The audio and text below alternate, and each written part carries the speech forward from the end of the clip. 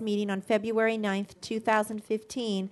To the best of each member's knowledge, only public business matters lawfully exempted from open meeting requirements, and only such business matters as were identified in the motion convening the closed meeting were heard, discussed, or considered by the board during the closed meeting. Do I have maker? Ms. Strauss, followed by Ms. Schultz. Seconded. All those in favor?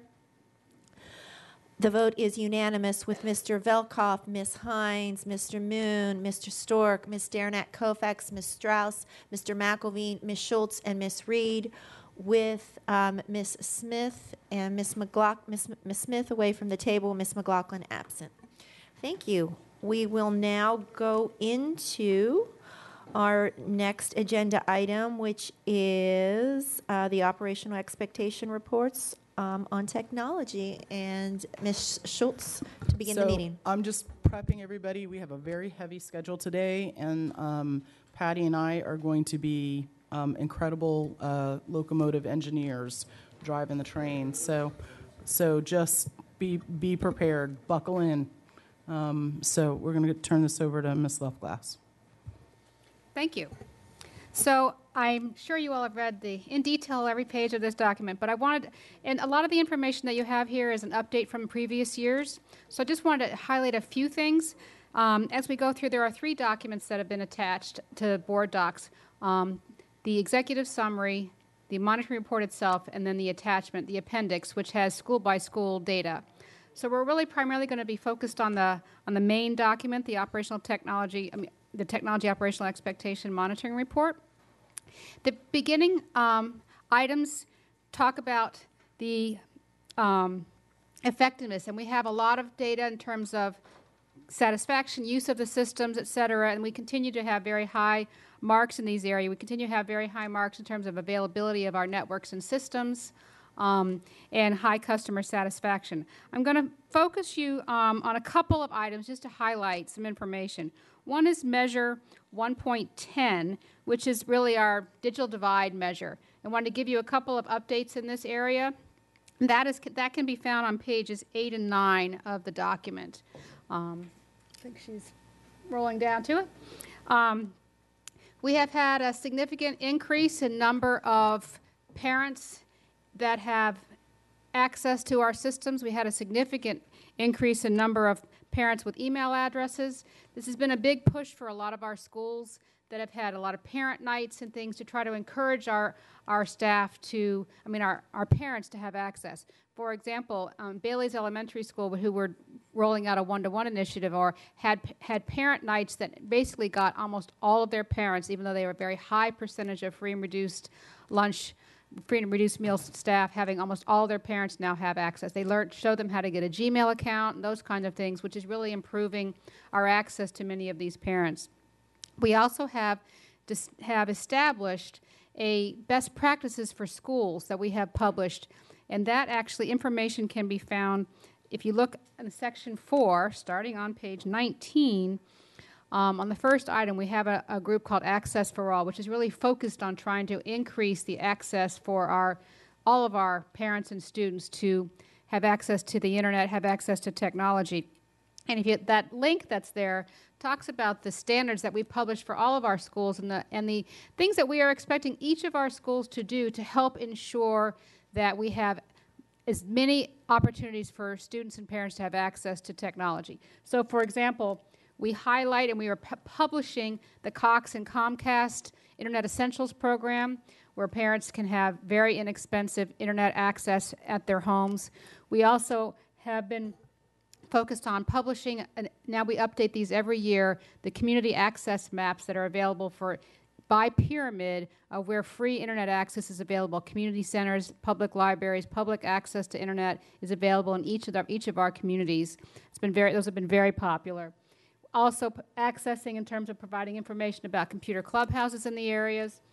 And then we also, in terms of what we are expecting each of our schools to do, we have now over 70 schools that are doing a checkout program that is allowing as we replace equipment, we keep some of our older equipment available in our libraries, our school libraries, for checkout to families that may not have access to devices at home. We also now have 250 MiFi mobile hotspot devices that are available for those that do not have access to have access to the internet at home. So we've got some great initiatives. A lot of our schools are taking these very seriously, keeping their libraries open after hours, doing the checkout programs. And so we've put together these best practices so all of our schools know what we expect them to do to help address the digital divide. Until we get to the point where we have enough funding to, buy equipment for everybody we really want to make sure we are taking full advantage of the resources available in our community. Continuing sort of on down in terms of a lot of initiatives, one of the initiatives I wanted to continue to highlight for you is the Student Information System rollout, which is going very, very well. We've got all of our schools now have been converted except for a few of the alternative schools that will be done over spring break. We've had, in addition to rolling out and converting all of our schools over, we have now over 3,700 parents who have now access in their accounts. And this is now being rolled out by Pyramid, so parents are getting their new accounts. They get what looks like a report card in the mail. They get it and they have their new accounts. One of the very exciting things about this, Kathy, this is for you, is that parents no longer have to come into the school to register to get an account. So, so we're very excited about this. West Springfield Pyramid just went this week, and so we're continuing. Chantilly is next, then Centerville. These are continuing to roll out, and we hope to have all schools rolled out with the parent access by September of this year. So we're very excited about this. It's been, those in our pilot schools have had very positive response. They love having the access. They get access to the immediate attendance. They get access to grade book. They get access to any discipline issues. They can also update their email addresses and things on this. And it's been really very calm in terms of the rollout. So it's been a very, very positive experience. So that's, we're real excited about that. We have a lot of continued systems that are continuing to be rolled out, and I'm happy to answer any questions about any particular systems, but I am respectful of your very busy day, and so I wanted to do a few highlights for you and be happy to answer questions. You would just clarify for us on the SIS rollout. Yes. You said that some of them are live now, so are they getting the reporting now? And then is there a schedule for us? You said through September. Do we know, are you communicating with us what schools when? We can do that, yeah, it's by pyramid. So we've, the Woodson Pyramid was our pilot, and they've fully rolled out. This week we had West Springfield Pyramid. So we can give you a very specific list of the rest of the pyramids by, the dates by pyramid. We have, actually next week is Chantilly. Then we have Centerville and Lee the first week in March, but yeah. We can do that as next step. Yeah, I just absolutely. wanted that as clarification. I have Yep. Mr. Moon and then Ms. Strauss.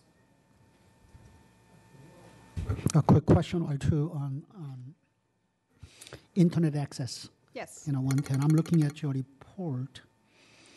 It states that 92% of the respondents do have internet access. Does that mean 8% does not? Correct. At home or? Correct. At home. Now that's we also have, as I mentioned, we have the Access for All, and that's why we produce the maps by pyramid. We also give them information about the Cox and the Comcast Internet Essentials program, so they can take advantage of those programs. And then we also have those checkout programs. But we are not reaching everybody yet. Absolutely not. So how many have responded? Because I want to see whether this is a good number countywide or it's just a sample.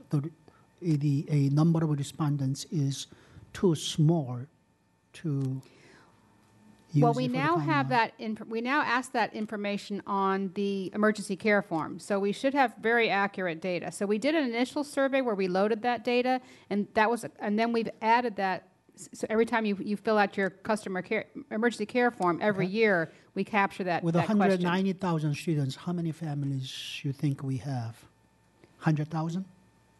That have access? No, 100,000 families in FCPS. We have an emergency care form for everybody now. So about 100,000 households. How many families? Oh, how many families do we Because have? I'm I think trying it's to figure out 120. what I the think we have magnitude. 120,000 families. 120,000. Yeah. It's 8% of them. If 8% of them do not have, is it about 10,000 families? Right. And if So it's still a lot of people. And one of the things, if an internet yes. provider charges $10 per month, is that is that $100,000 per month? If we were to pay for You were it, to pay for it? well, what we have done is we provided costs to the foundation of the MiFis so that are cheaper than that. That we can the way we wouldn't necessarily pay Cox and Comcast to do that. We don't have a mechanism to do that, but we do have the checkout of the MiFis, which are something that we can provide as a checkout program, and that's what we have worked with the foundation to try to get some funding for more of those loaner checkouts. I'm going to go back to my line Yes, go ahead. of questions here. Yes, yes, It's a 10,000 families. Right. If it is a $10 per month, right. it will be $100,000 per month. $100,000. It was $1.2 million per year. Is that Right. So? You think if the numbers are correct, will that solve the problems with the internet access, or it's much more than that because they now need to have hardware? They need to have hardware as well. Yes, yes. Do you know what the magnitude of hardware problems is? Do we have a way of finding that out? We estimate one of the question that we asked on the hardware was, do you have enough devices for your children to do their homework? And so we took into account, sometimes people say we may have one computer in the home, but it's being shared by 5 kids. So on that data we have that 80% have adequate number of devices for their children. So that means 20% do not. Okay, So if you did but 20%, they could have some hardwares, but not sufficiently for everyone in the family. correct. I mean, I would love to know if there's a way to find out, because 8% of not having internet access, to me, that's a significant number of households and Yes. students. If we can, I would like to be able to help them out Yes. as soon as possible. But and at the same time, I also want to know, at least a number of households or students that does not have at least one hardware at home. If they don't have any hardware at all, having an internet access is not going to do any good. Right. As I said, the question that we asked was, do you have adequate devices? So we don't currently, actually next year's emergency care form is going to be adding the second question. Right now it has, do you have internet access? The second question will be, do you have a computer? So we will have better data on that next year because we've added that to next fall's emergency care card. Okay, thank you, appreciate that.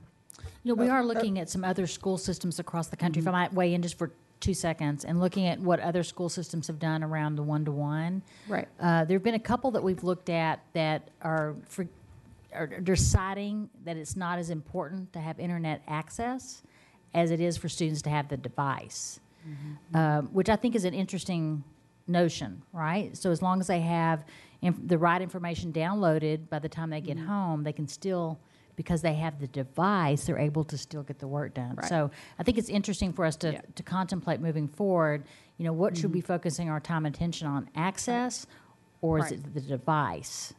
So I think it's an interesting, and in our strategic Absolutely. planning, this will, I think, definitely come up. And on our devices that we have, as I said, we have 70 schools that are doing the device checkout program now. And those devices have, for example, our online textbooks are already embedded in there. They have a lot of the tools they can use that they don't have to have the internet access. So we download a lot of the resources off Microsoft Office, the online textbooks and things like that. So the 70 schools that are doing the checkout have those, is a step towards that goal.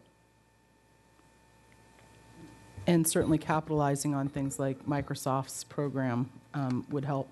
So I have... Of course, that Microsoft Office 365 is a web-based.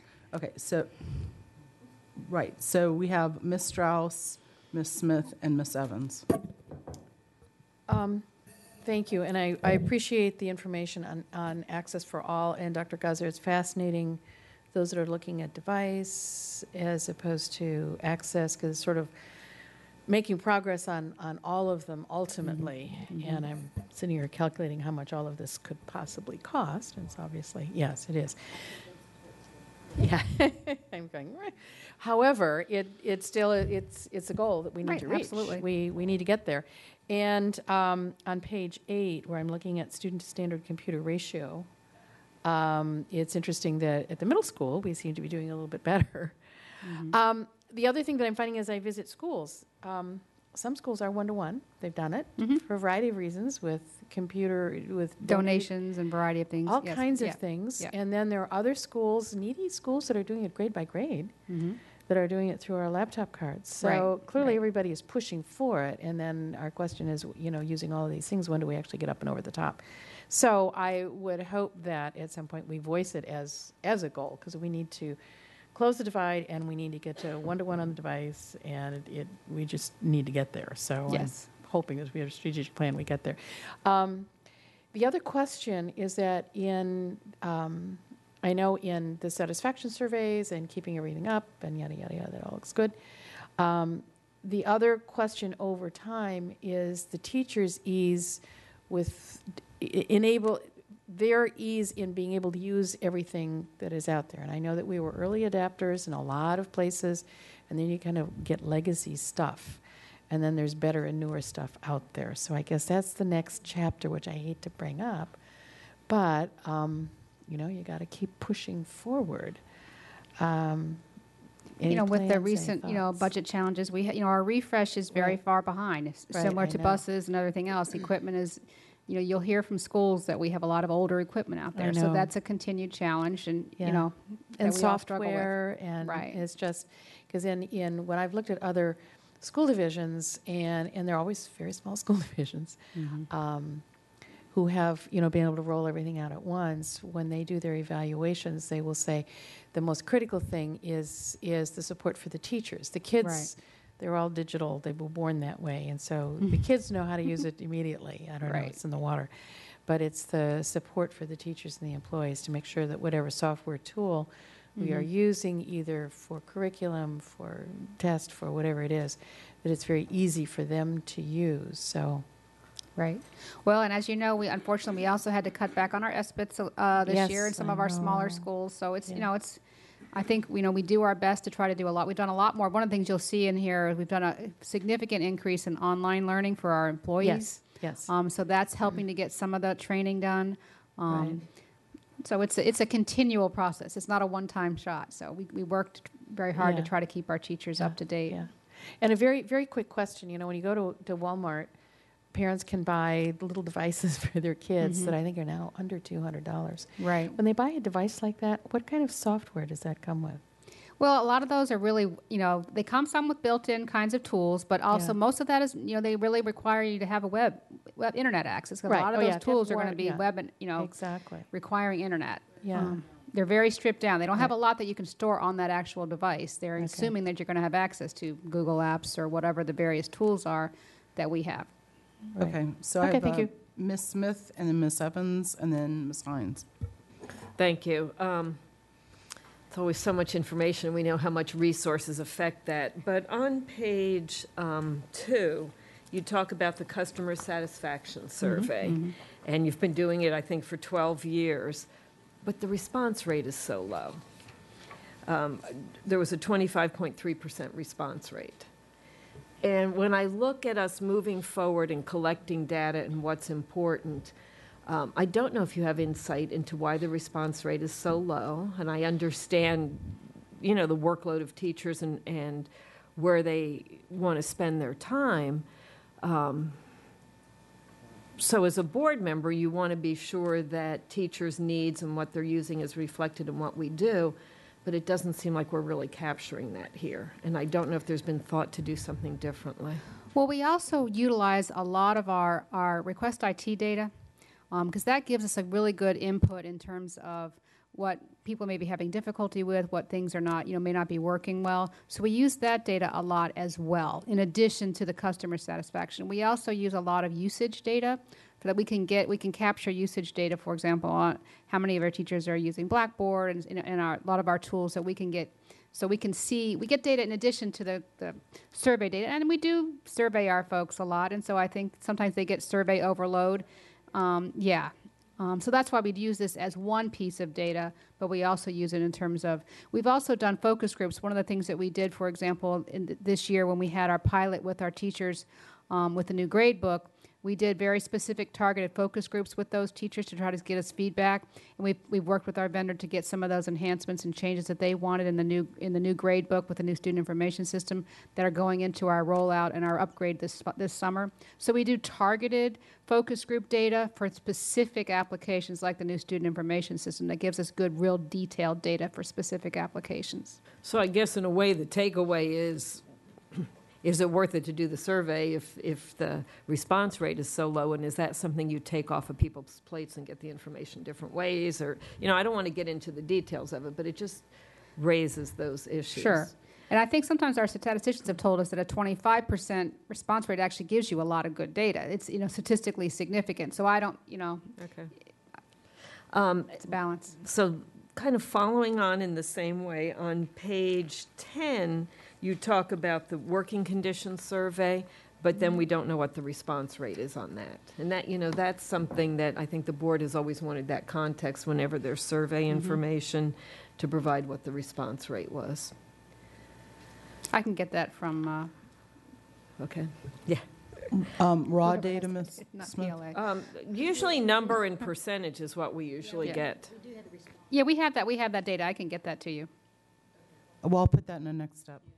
Yeah. And then on page 20, in the initiatives, the 4.13 universal screener request for proposal, it said that was put on hold. Was that a cost issue that it was put on hold, or something that was decided we don't need right now? It was a cost issue, but also it's really related to our literacy initiative in terms of evaluating what we're doing in terms of reading, and Dr. Garza may be able to better answer that. Yeah, we just want to make sure that anytime we make an investment Yes. in anything, we're going to have it for a while when it's this kind of investment. So we want to make sure we're initiating a study of our reading and instructional model overall. And so in my mind, it's best to hold to make sure that we've got that in line with the direction we need to go. I would love to have a progress monitoring tool that also took the place of what the state is requiring around formative assessment, because if we're going to keep adding, it's around this balanced assessment framework. If we keep requiring additional assessments without letting some of them take the place of a number of different requirements, teachers just feel like it's adding on. So we're trying to push the conversation at the state level to say, if we go with a universal screener and a progress monitoring tool, we'd like to select one that also that takes the place of what we have to submit for progress monitoring for reading, because then teachers see it not only as a valuable tool for them, but it takes one more thing off their plate. So we're just not there yet. And so we think it's advantageous to kind of hold to make sure that we're dedicating those resources appropriately. That makes sense. The last thing I have is on page 28, and you talk about technology demands and, analyzing products before we use them in the schools. And there's now a 3 to 4 month backlog to assess instructional applications. What would it take to get rid of that backlog? Well, there's two ways you can get rid of the backlog. One is obviously you can put more resources towards doing your evaluation and your assessment. The other one is to try to get people to stop pushing for new tools all the time. So, and that's part of what gets back to what Dr. Garza was saying, is that sometimes people go to conferences, or they have this and they just want more and more tools and tools and tools. And so we're trying to actually push that a little bit down to the level of saying maybe we already have a tool that can do this, and trying to push and make sure that it's something that we really is worth the effort of doing an evaluation on before we put it through that process. So it can happen either on both sides, supply and the demand. I think the real focus of our time and attention here should be about integrated solutions. Right. Versus continuing to add programs on. I mean, we have over 55 instructional systems right now that our schools and teachers access. I think where we could really make some headway is if we could integrate some of those. I mean, we'll never have one stop for everything, but if you don't have to go to 55, 56 different places to get what you need. Okay, Ms. Smith, was that it? Okay. I have Ms. Evans, Ms. Hines, and Mr. Velkoff. And that's a perfect segue to my first comment, which is just how many projects you have. This comes through loud and clear here, both ongoing and new projects. As we go forward and look at our strategic plan and measurements, I will say I really find it very valuable to see all of these things laid out here and all the things you're doing. So you do have a lot going on. I think 55 active projects and 13 proposals was one of the things in there. So it's good to know that all of this is going on. On the access, and of course I went immediately to the numbers of parents with email addresses, and I'm so glad to hear that you're actively working on that issue, and particularly at Bailey's. I found even though 89% of students have a parent with an email address, if you look, there are 5 elementary schools where fewer than 50% have parents with email addresses. So I did want to go back to, and those are Bailey's 1 and 2, Bailey's Upper and Regular, Graham Road, Hybla Valley, and Lynbrook. And so I wanted to ask you, so next year, because of this initiative at Bailey's, will we expect to see that number be a very high number now because of what you've just done over there? I would anticipate that number to go up significantly. One of the other things with the rollout of the parent accounts for the student information system and the grade books, you really have to have an email address to do that. And so one of the things that will help us continue to get those numbers and push to be a new reason for our parents and for us to push to get everybody to have an email account. Because that's going to, as we roll that out by pyramid, that's also something they're going to need an email address, which that will help, and we'll be able to also continue to track that. But we do believe that number will continue to grow. And will you be doing that at these other elementary schools as well, where the numbers are very, very low? Is that's? I'll be honest, the school really took that initial initiative, and part of the reason we did that is because of the state that laptop initiative that they were able to get the one-to-one. And so in order to utilize those tools they were going to be giving the kids, they really needed to have email addresses. Right. And so we have been providing that as schools have been requesting support. We don't have division-wide parent nights at this point in terms of doing that, but we've been doing a lot of support for the individual schools that have had those initiatives going on. Okay. Well, that's certainly a school that very much needed it, so I'm glad to hear that. And of course, then you get to the other part about the internet access. Right. And I'm going to go. And that's one of the things about that best practices document that I showed you at the beginning, is that we now have set expectations for all of our schools to communicate certain times of year about the free internet access. We have a number of things that we sort of have set expectations for each of our schools to have these initiatives, to have the checkout program, to have the, in advance of our strategic plan and being able to get to a one-to-one, we want to make sure that we at least have very set specific recommendations, such as making sure that they send the information out in hard copy and newsletters about the Cox and Comcast data, and, those kinds of things to get the word out. And we can work through our regional offices to make sure that we also are explicit around a standard that parents be provided an opportunity to set up email addresses, and we provide support for that. So I think we can do that. Yes. Okay. And also, on page 29, you talked about 8% of the students that don't have internet, and 18% don't have devices, and then you put a number on what it would take to fix that at $24 million to do that. Have you broken that down? What would it take to deal with that 8% that don't have internet access? Do you have a breakdown? Yeah, we have that broken out between internet access and devices. Again, to get the devices just for those that didn't have it, and the internet. So we can get you that specific breakout of how that number is. Okay. We actually developed a business proposal for the foundation, which actually has that data specifically laid out. We got to give them some goals to keep working on supporting us. So we have that data we provided to the foundation, which I can definitely share with you all. Okay, I'd very much like to see that. You talked about schools that have extended access for students, 5 hours at the elementary school level and 10 hours at the middle and high school level. How many of our schools have that now? And could you tell us where that's going on? In terms of we have 70 schools that are doing the checkout program. I know that we've I'm talking about the extended hours. In terms of extended hours, yeah, we have that data. We can get that to you. Well, thank you very much. But this last year was the first year we actually were explicit around Right. what that should really look like. Because Right. as we started to talk with schools about it, you know, they were providing it in varied lengths or amounts of time. Right. And we felt like it was important for us to be explicit to make it really meaningful time. And so that's why we Right. developed that standard. So it helps us kind of push the envelope a little bit in our And schools. I think that consistency is very important. All right, folks, we're moving along. Thank you, Ms. Evans, Ms. Hines, Mr. Velkoff, and then Mr. Stork, and then Ms. Reed. Okay, thank you. Going to page 4, where we talk about 24/7, and that's Blackboard, basically. Yes. And so that we all are reminded, if we don't know, the point of Blackboard really is communication from the teacher to parents and students and back and forth, right? That's kind of the main. Correct. I mean, Cool. it's also for instructional use within the day, too, during the day. Right, okay, Right.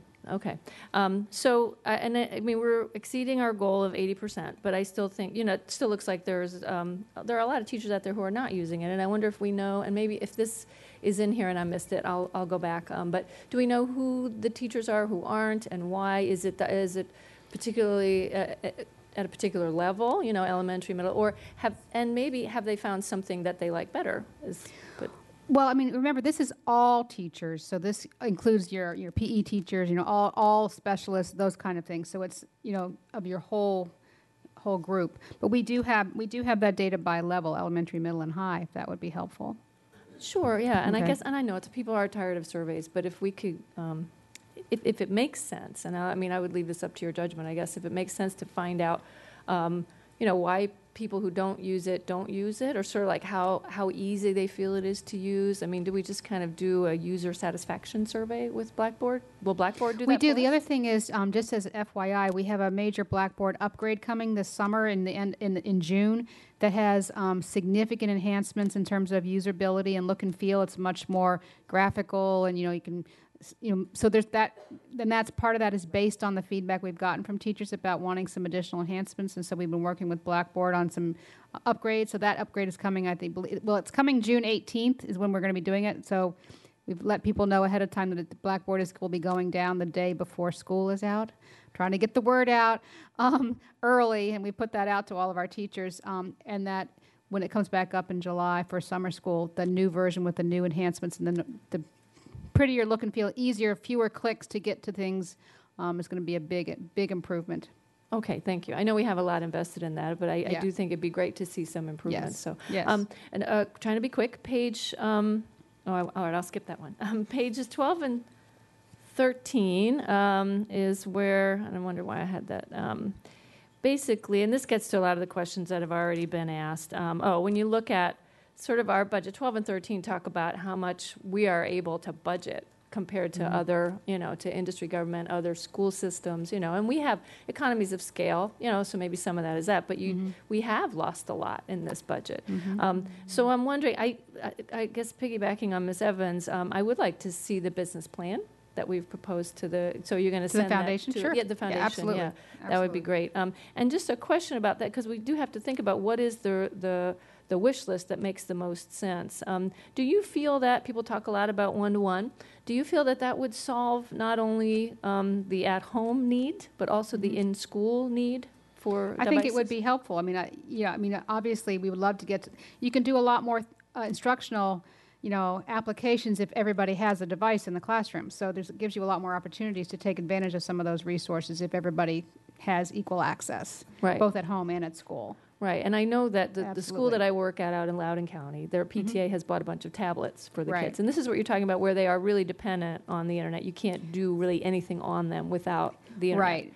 But they're cheap, and they're useful Well, in the that's classroom. the trade-off. Yeah. Those devices that require internet access are cheaper, but that you can't do as many things if you don't have the internet at home. So that there's no perfect device out there.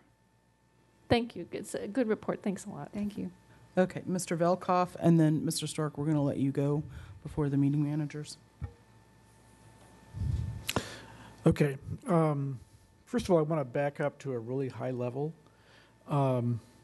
So I want to actually talk about the budget for the entire IT department, which the budget book says is $295 million. and that represents 18.6% of the budget. Now, that does not include school-based technology specialists. Is that correct? They would be under instructional services?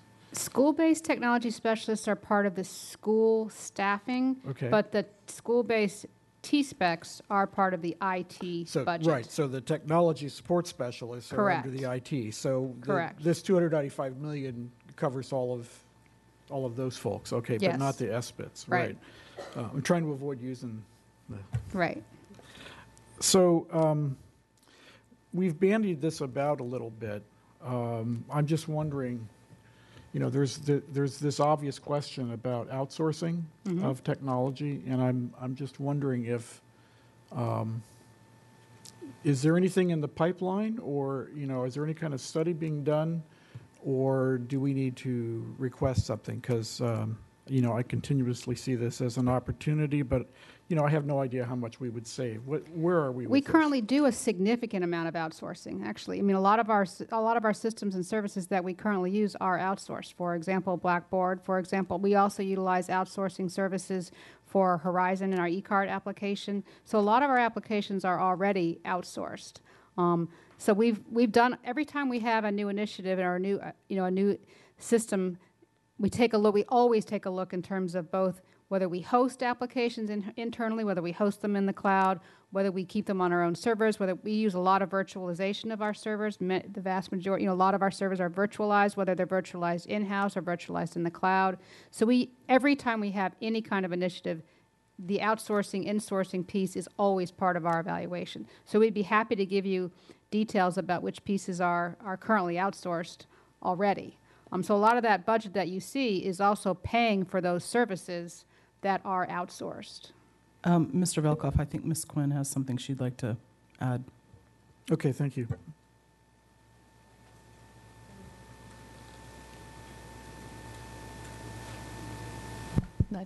I think I got it on. I just wanted to mention, I think Mary Beth or Ms. Lefkas did answer, you know, some of the budgets that are being outsourced.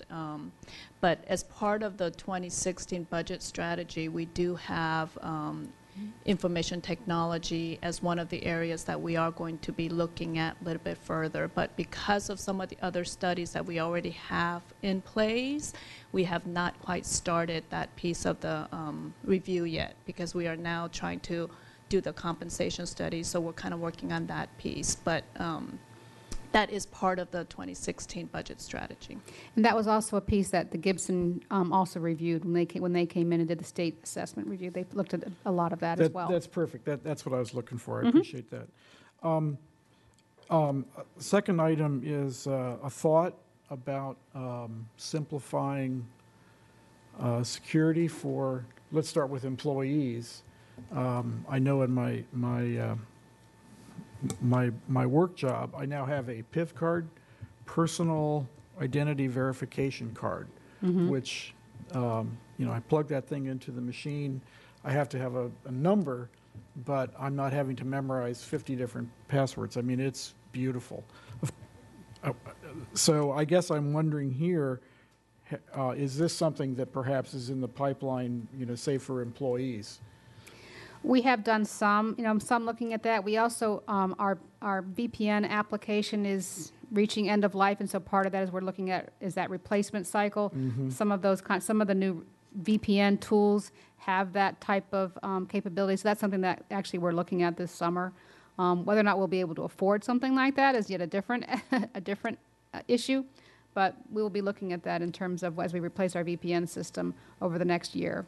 Yeah, I think we'd certainly want to be able to evaluate the cost benefit there. Right, sure. right. And lastly, this is something that needs to be talked about in open session, but you know, when we have violations of student privacy, you know, the question is what can be done about it. And as I recall, when Ms. Derenak-Kofax and I were in Richmond, there's some legislation that I think was going to be strengthening strengthening schools' hands when there are violations of student privacy information. So as a next step, I would just ask that if Mr. Malloy at some point could kind of update us on, sort of what's going on in terms of the legislation about protecting student privacy information. Okay. Mr. Stork, and whatever you can do to help us. Okay, I'll try to make them quick and ask for quick responses. The legislation that's in the House of Delegates, Scott Strovold, about access, you know anything about that and whether or not our current efforts would be generally in compliance with that? If you don't know, I'll take that as just a follow-up. But I'll ask Michael to update us on Right. it's related to access. And in the that's why past, I basically, brought there's it up. been, they wanted to restrict being able to utilize, online textbooks and things like that until everybody Yeah. had full Right. access. And so it would potentially, those kinds of, would very significantly impact us because a lot of our tools are online. Yep, that's kind And one a of the things short we want to answer I make was looking sure of is that it doesn't restrict us from using things, at least in the classroom. And some of the ways some of those legislations have been written is that it could impact what we use even in school if we didn't have everybody have access at home. And that would be for. very Thank you. The detrimental. 5-year replacement, I've always wondered if that's really a necessary standard anymore. And I would ask that in two parts, hardware versus software. I realize there's some end of life, but at least for my business, I'm using a lot of old stuff now. When it gets to XP, now it's a problem because Microsoft doesn't support it. Just your thoughts about that, whether the board should, whether there's any kind of revisitation that should be made to that 5-year standard, whether it's still appropriate or applicable. I mean, the county uses 3 and 4 years, so their equipment is much newer than ours. But We're talking in about terms saving of being money able to, and- oh, absolutely. But we aren't anywhere near a 5-year refreshment I know. cycle. So I know. we But it's have still our equipment standard. It's 6 still to what you have 10 now. years, and some even more than 10 years. So we do utilize our equipment down to the last parts. But some of our equipment that we've had, even in some recently, we've had some schools that have asked us, and we can't even get repair parts for some of those So it's devices. a hardware issue or a software issue? I mean, it's both. I mean, but primarily for us right now, in terms of our super aging equipment, is in the hardware issue. Being able to get spare batteries, being able to get just parts when things break and things like that. We're having a big issue with that right now. Okay, so it's more hardware than software. I noticed in here the elementary school students associated with parents account. It was just kind of weird. It dropped. And I just, any thoughts about what? We have a big Might be thought on behind that, that. is that with our new student information and our new Blackboard upgrade this summer, we're not going to have 2 separate accounts. So we're going to be actually having same sign-on now so we won't have to have the parents coming in to request the Blackboard accounts in person. So I would just see that as an anomaly, and we'll look Okay. at it again next year once we roll out all the parent accounts. And then when they have a student information parent account, they will automatically have a Blackboard account. So Okay. that's going to be a big fix for that. Okay. I know we're upgrading Lawson. Is Focus anything more with the county and that whole vendor issue? Is that dead, or is there anything more to be done There with is that? no current plans to do the human resources component of Focus, so we are in the process of upgrading the Lawson application. They did not. There's no plans to continue with the HR piece, so that's why we are we're enhancing upgrading just to make Yeah. sure it stays stable, as well as rolling out our True North Logic teacher evaluation application online is a piece of that too. Okay. And is there anything left to be done in Focus that we would see as important to our operations? Well, there's a lot of things in Focus, like sort of enhancing, for example, the dashboard data and providing a lot of that.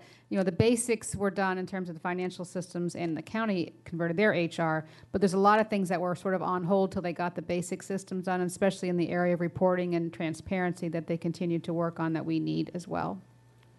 So there's still Focus issues related to finances, but there's really not. And that's really more management and enhancing what we have. Okay. Correct.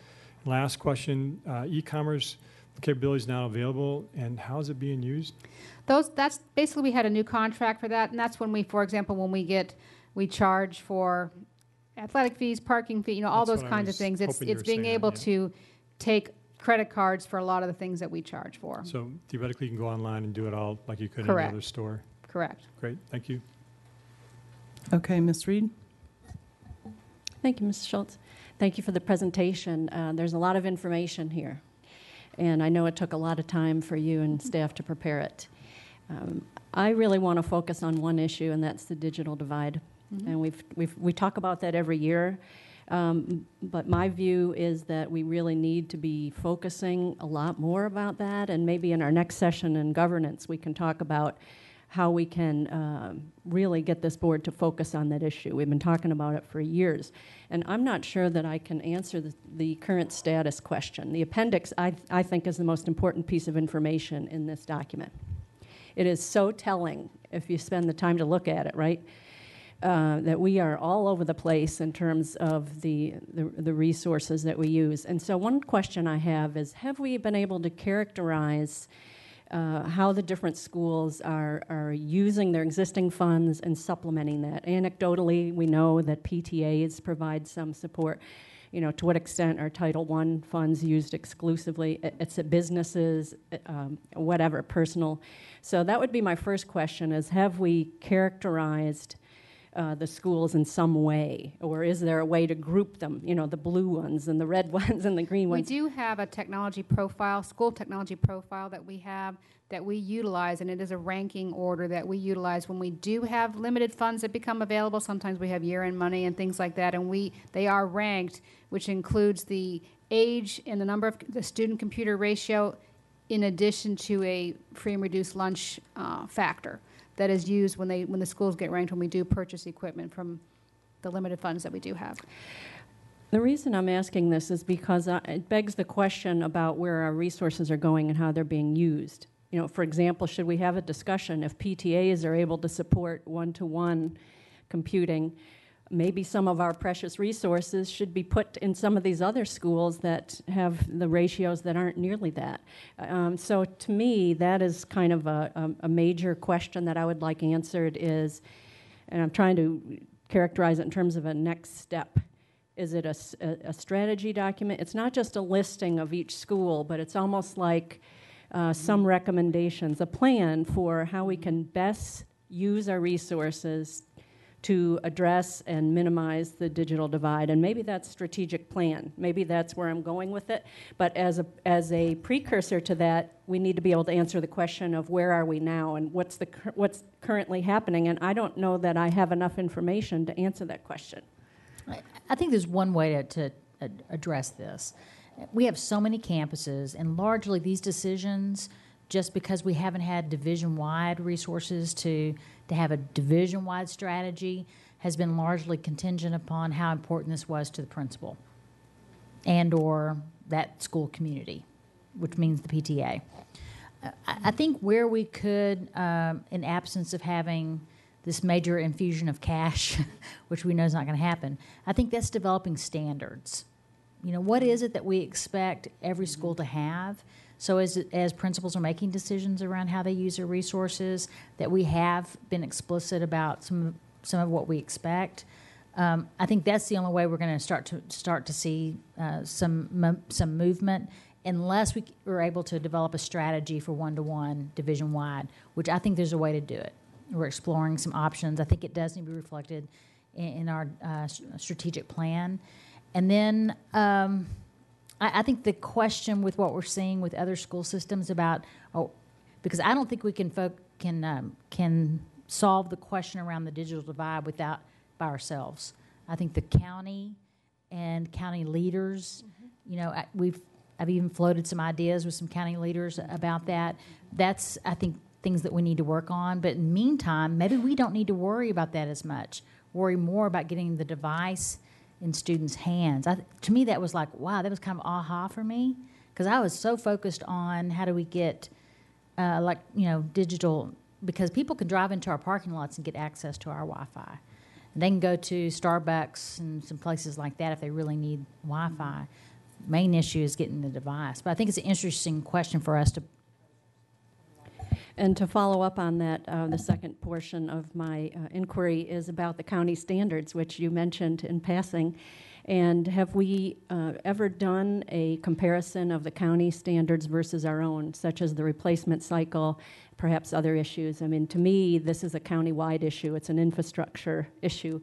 Have we done that, or can you tell us? They also have a much smaller number of computers because they don't have them for students. So, and we have more employees than they do. So they have a significantly fewer number of computers, but they used to be a 3-year replacement, then they switched to 4-year replacement on their devices. Well, that gets to this, I think, the issue of a baseline or a benchmark. And I don't know if our information and the way we use our computers, is that pretty standard throughout the region? And so, okay, maybe the county isn't a good comparison model, but, Montgomery County, Loudoun, et cetera. I mean, is this kind of the current state of affairs, or, how are we doing relative to others? Do we know that? In terms of refresh, I don't know if we have specific refresh data. We could get that probably. To compare against our neighbor. Whatever would be easy to Yeah. get, I think Yeah. it would provide some context for the board, just generally speaking of, how we're doing relative to our peers when it comes to, the use of technology. And if, I don't know to what extent we can get any more digital divide information. But I know we'll be continuing this discussion. So thank you very much for the presentation and for all the information. Okay, I have a couple of wrap-up questions from after listening to everybody. Some of my questions were answered. One, on the Blackboard issue, and I think Ms. Hines, she kind of navigated slightly towards it. Have we considered another platform other than Blackboard? Because I do hear from parents and from students that it's not particularly friendly, and I get that there's a major upgrade coming, but there are other platforms that are out there. Are we too deeply entrenched with Blackboard? We do have a 5-year contract with Blackboard, and so when the last time it was when we did the renewal, we did have a full RFP, and we looked at lots of different alternatives. It's been, and so we do that when we do have a change. It is very integrated into what we have. So it's integrated into our student information system. It's integrated into Naviance for our student learning plans. It's integrated into, there's a lot of, it's integrated with our online textbooks. So it is a platform that would be a significant expense to change. That doesn't mean we won't ever change it, because we certainly have to keep on top of our vendors and make sure the market changes. How long So does that 5-year contract run? I believe we're like 2 years into our 5-year Okay, all right, contract. that's And it good. would probably take us multiple years to swap that if we decided to do that. Okay. On the issue of the digital divide, the one concern I have is that 8% is not a hard figure that comes from anywhere. It's an assumption, and it's an assumption that's built off of blanks on emergency care cards or whatever.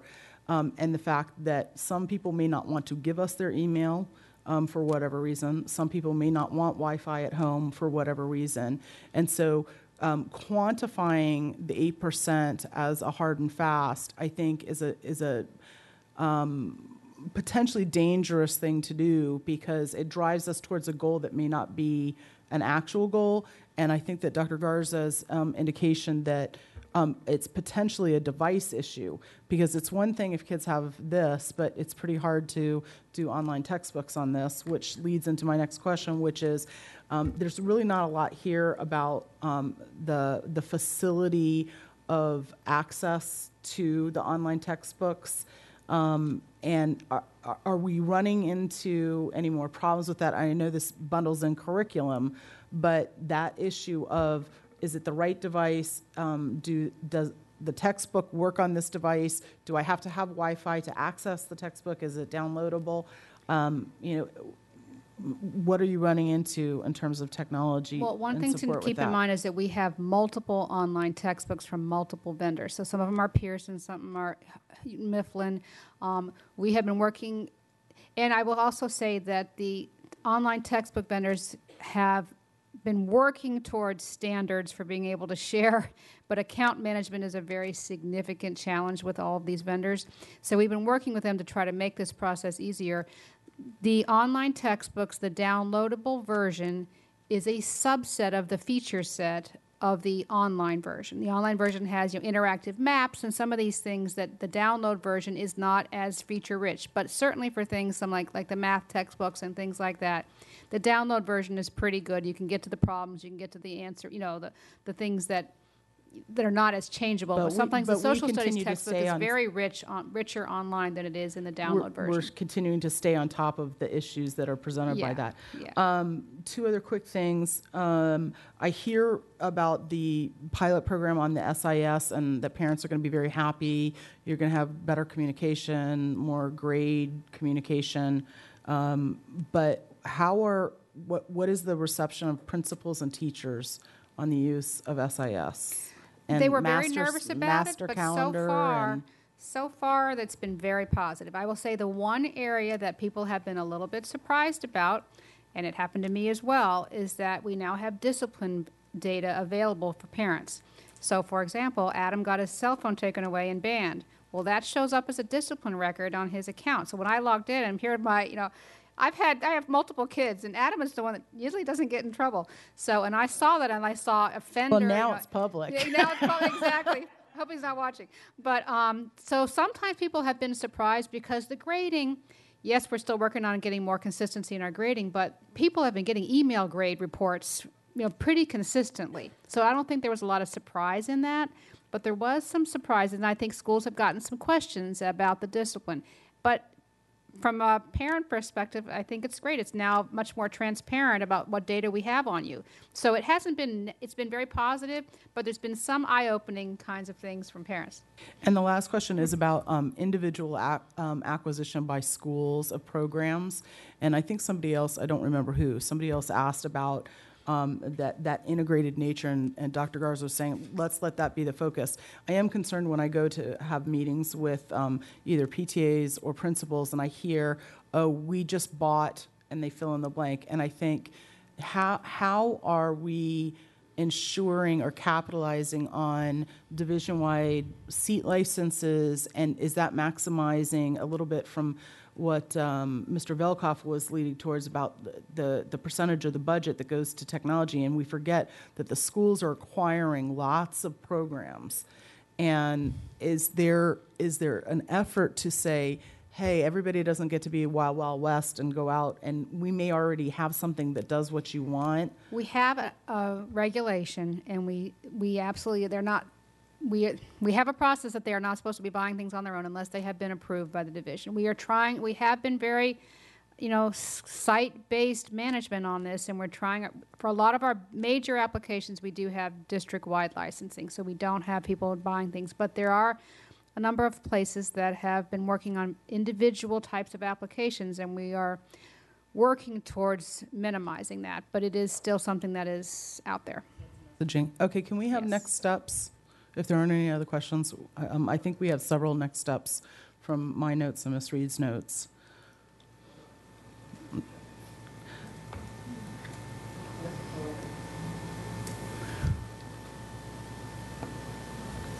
I had the communication on the raw data from the working conditions survey, the foundation, sharing the foundation's business plan, the breakout of the 24 million and the non-access and the backup, the schools with extended hours, legislation from Mr. Malloy.